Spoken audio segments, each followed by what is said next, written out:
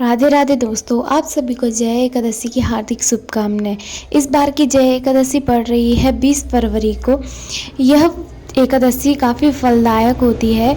जिसके घर पे लड्डू गोपाल या युगल जोड़े है वह इस व्रत को कर सकते हैं, तथा जिसके पास नहीं भी है वह भी इस व्रत को कर सकते हैं।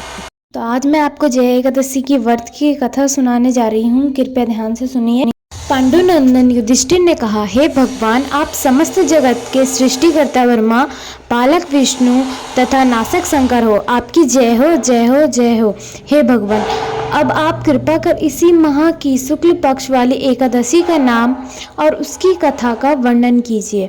तब श्री कृष्ण भगवान ने कहा, हे राजन, इस एकादशी का नाम जया कहलाता है। इसका व्रत धारण करने से ब्रह्म हत्या के पाप से मुक्ति मिलती है तथा भूत प्रेत पिशाच आदि योनियों से छूटकर अंत में स्वर्ग को प्राप्त करता है।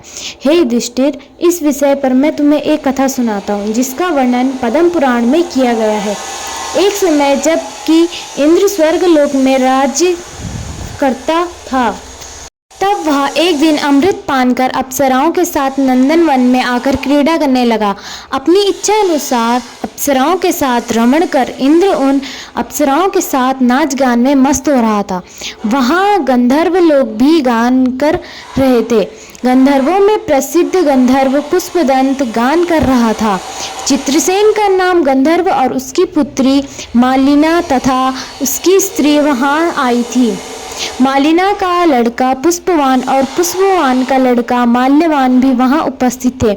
उसी समय वहां पर एक पुष्पवती नाम की गंधर्वी माल्यवान गंधर्व को देखकर मोहित हो गई। तब उसने अपने रूप सौंदर्य हाव भाव के द्वारा माल्यवान को वशीभूत कर लिया। हे राजन, वह पुष्पवती नामक गंधर्व स्त्री अत्यंत सुंदर थी। उसके लक्षण में तुम्हारे सामने वर्णन करता हूँ।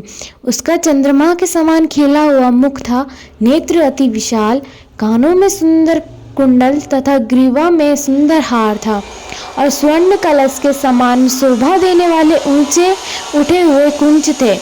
सिंह के समान पतली कमर और सुंदर पेट था। उसके विपुल नितंब और लंबी जंघाएं तथा कमल के समान लाल वर्ण वाले चरण थे।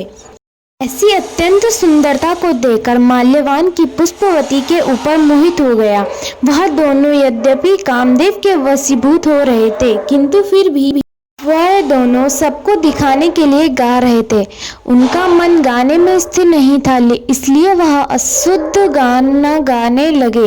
इंद्र ने उनकी भाव भंगिमा को देखकर इनके उस प्रेम को समझ लिया था, किंतु अपना अपमान हुआ जानकर इन दोनों को श्राप देते हुए कहा, मेरी आज्ञा उल्लंघन करने वाले मूर्खों, तुम दोनों ने मेरा अपमान किया है। मैं तुम्हें श्राप देता हूँ कि तुम दोनों मृत्यु लोक में स्त्री पुरुष होकर पिशाच रूप में धारण करो।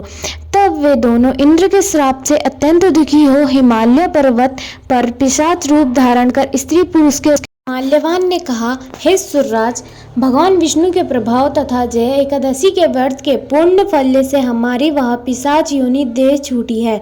यह सुनकर इंद्र ने कहा, हे माल्यवान, एकादशी व्रत करने तथा विष्णु के प्रभाव से पिशाच देह त्याग कर पवित्र होने से तुम दोनों शुद्ध हो गए हो। अब तुम पुष्पवती के साथ रहकर विवाह करो। हे युधिष्ठिर, इस जया एकादशी के व्रत धारण करने से समस्त बुरी योनियों से मुक्त होकर स्वर्ग की प्राप्ति होती है। जो मनुष्य इस जया एकादशी का व्रत भक्ति पूर्वक करता है, वे लोग निश्चय ही स्वर्ग की प्राप्ति करते हैं। आप सभी को जया एकादशी की हार्दिक शुभकामनाएं।